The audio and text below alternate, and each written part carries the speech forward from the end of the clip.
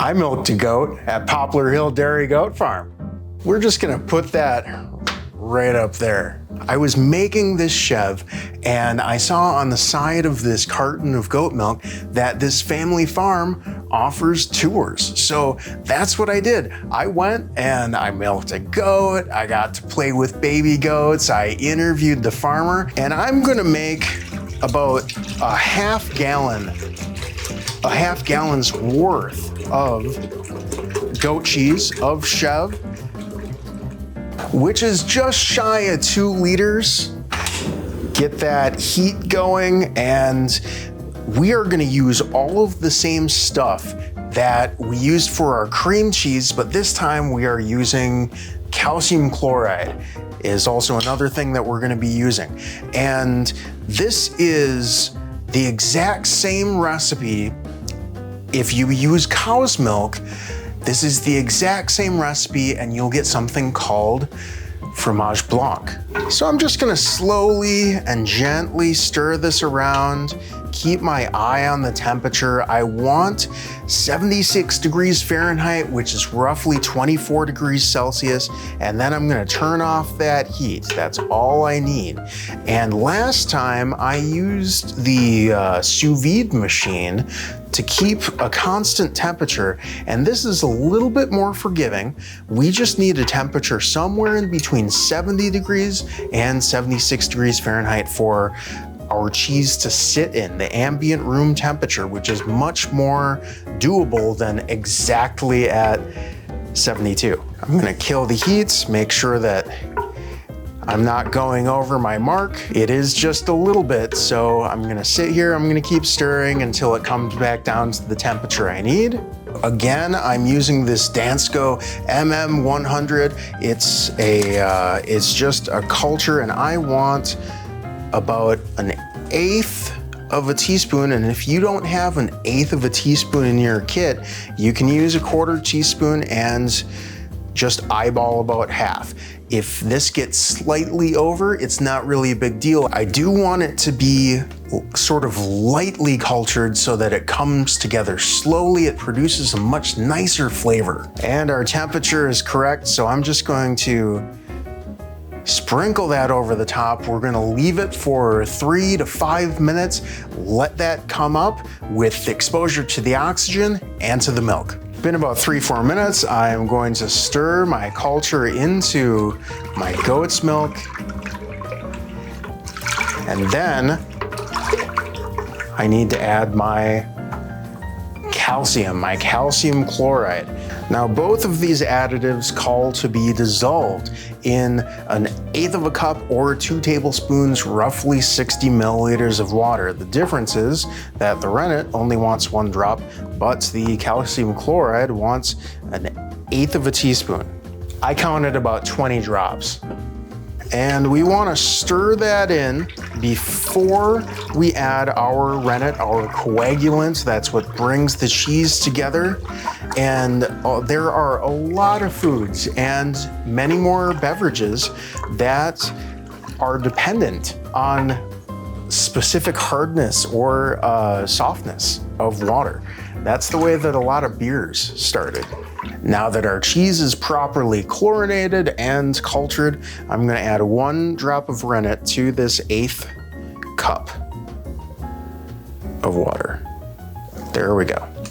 And that is gonna be exactly enough. And as soon as that's in, we're gonna mix this around a handful of times, 5 times, 7 times. Make sure that we get all the edges, and then we leave it 12 to 18 hours. And the difference is that the closer to 12 hours you get, the more mild and creamy of a product you will get. The closer to 18 hours that we let this sit, the more full flavored it will develop. So I'm gonna put my lid on and I'm gonna leave it undisturbed for at least 12, but up to 18 hours, and I'll see you guys tomorrow. We are at about 16 hours later. I've done this twice already. Once I pulled it right at 12 hours. The other time I waited until 18, and the 18 was very full flavored. I enjoyed it a lot. I could use it a little more creamy. So that was my intention this time, a 16-hour batch. Gonna pull out my chopstick, cut it with that chopstick just to break it up.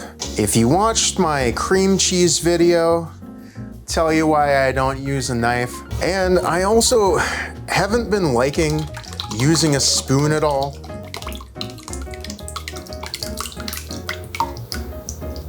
This curd is just a little bit loose and doesn't really want to be picked up by a spoon.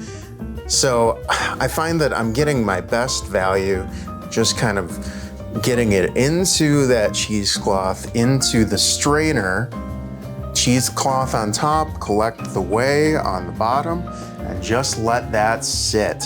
Now, this is a little bit different than our cream cheese. Our cream cheese wanted to sit at 75 degrees Fahrenheit, which is around 24 degrees Celsius for the allotted amount of time. And that is higher than I'm comfortable with just setting my air conditioning to. And with the windows open, I didn't trust the fluctuation in temperature. So what I did in that situation was I borrowed a sous vide machine from my uncle, and that worked really well. It kept it at a constant 75. It was great. How I Roll recommends getting an aquarium heater as a low-cost substitute for a sous vide machine, and I'm really excited about that. When I give the sous vide back, I'm gonna test that out. This cheese, this Chevre, this goat's cheese, or if you're using cow's milk, Fromage Blanc, wants to sit at 72 degrees Fahrenheit or below. That's 22 degrees Celsius, and that is very comfortable. So last night while this is resting, and for the future of this draining, I have my air conditioning set to 71 so that the ambient room temperature never exceeds what this wants. I'm gonna let this drain for a little bit, and then I'll come back, I'll tie it up, and I'll show you how to hang it. I'm collecting the whey, which is the liquid part of the milk. This is not buttermilk. Buttermilk is a byproduct of making butter from cream. Whey is a byproduct of making cheese from milk. You can, however, use them similarly in some situations. This is going to be tangy like a cultured buttermilk just because we cultured our cheese, so this has live active cultures in it. I'm gonna start making more dishes with whey. I'm gonna start experimenting more with the whey, mostly because I have a whole bunch of whey in my fridge from testing out cheese for you guys and giving you cheese episodes and recipes. So instead of just one giant whey video, I'm gonna show you how to make it more of a way of life, how to think about whey. But that's not what we're doing in this video. We're making cheese in this video. I like to gather all of my ends loosely and turn slightly, and then as low as I can onto the bag. I like to put this rubber band around a couple of times. I'm leaking out a little bit there, that's fine. And then I'm gonna grab a wooden spoon and wrap this rubber band around that tail, and then it'll hang from my pot. I'll just let that chill out there while I show you this. I have been hanging the cheesecloth over the pot, but it drags down. And what I've been finding is that the cheesecloth, the cheese ball will be resting on the bottom inside the whey and getting a little bit more loose because it's in the whey. It's at, water finds its own level. So what I've been doing is taking these bread pans and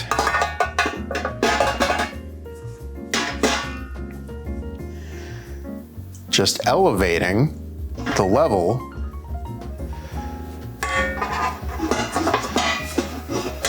of this cheese, so it's not dragging along the bottom. That way I catch all the whey. That way the cheese has a chance to drain properly. And then I'll see you guys in about 12 hours for seasoning the cheese. All right, 12 hours later, cheese making is a process. We're gonna look at what we've got.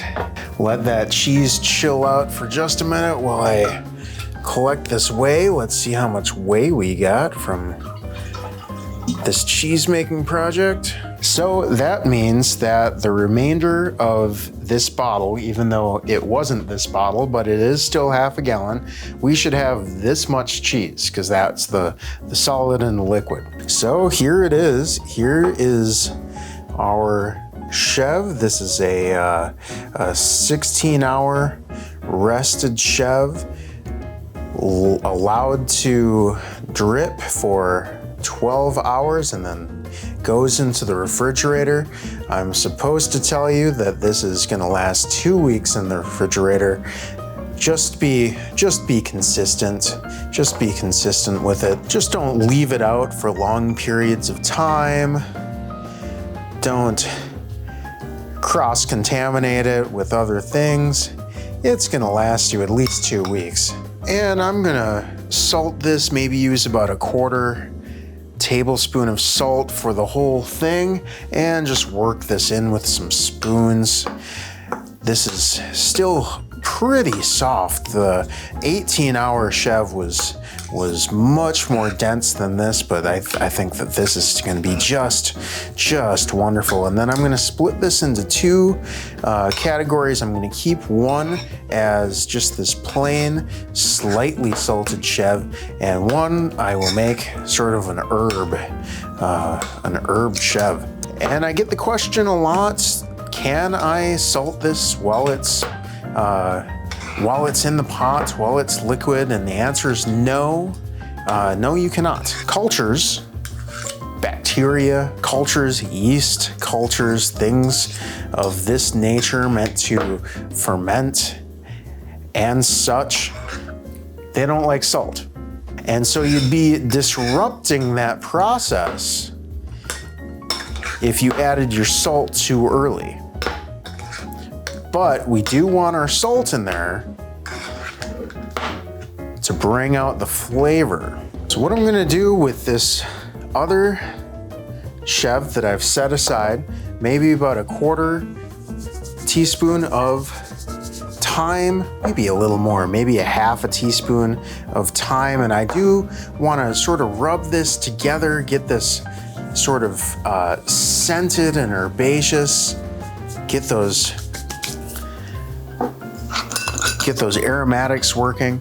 And then I'll probably go in with about the same amount of coriander. Coriander has such a wonderful sort of citrusy feel to it. And what I love, one of the flavor combinations I love is lemon and thyme. But I don't want to add lemon to this. I don't want to detract from the culture that we just built in there. So here I have a couple things that I would usually eat alongside of the goat cheese, not necessarily to dip these, but I might eat a goat cheese and strawberry salad with a couple other garnishes here. I might have goat cheese on sort of an open face like cucumber sandwich with the herbs. So let's try this plain Chevre first on a strawberry. Can't think of anything more exciting than that.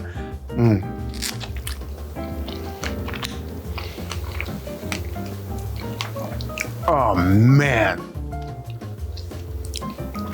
that is beautiful. And I sort of achieved what I set out to with this. Something that is very creamy, but still has the full flavor. I think 16 hours for that initial rest is perfect, or at least for me. So full flavored, so herbaceous. This is a little bit more of like a wild milk than a cow's milk. Definitely goes with that sweet strawberry, and sort of the acidic notes of the strawberry lend very well to the acidic culture of the goat cheese. Let's try this cucumber. All right, we have coriander, thyme, and I think this is going to be very good. And the nature of herbs, especially when we're not heating them up, the longer you let them go, the longer you let this marry, it will intensify the flavor. So if this isn't quite up to snuff yet, I'm not that worried.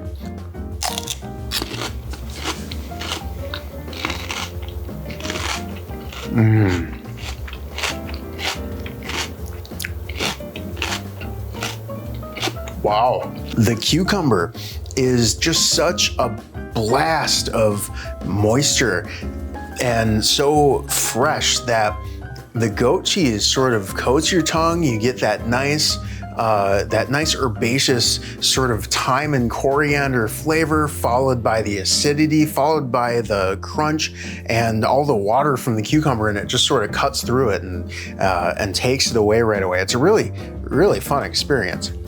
If you need some recommendations, if you need to know what to serve this with, how to pair this, I break down the anatomy of a cheese plate right up here. And then if you haven't subscribed to the channel yet, if you haven't dinged the notification bell to let you know whatever's going on in the self-serving skillet universe, you can do that right here.